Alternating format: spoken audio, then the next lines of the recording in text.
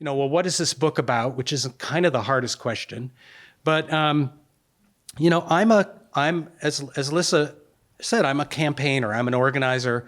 I don't never set out to write fiction, but I just had this story that I wanted to tell. It was sort of knocking on my inner door.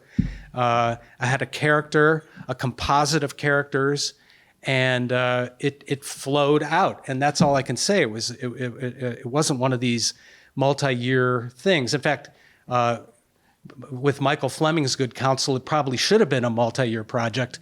But I just said, well, Michael, I'm a man in a hurry.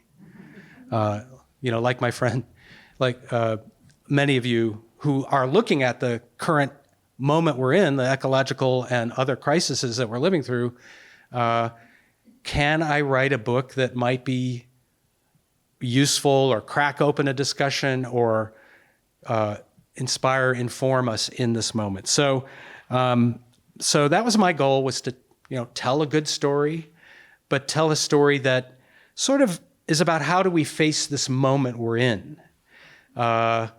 And part of it is future fiction, meaning it's really about the next 7 years that we're in.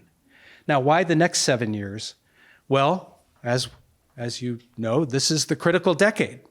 Actually, I just read an article today just saying if the major fossil fuel suppliers basically continue business as usual, 3.5 years from now, we will blow past the 1.5 degrees centigrade kind of carbon budget safety line that the UN and others have advised us on. So the next 7 years are critical.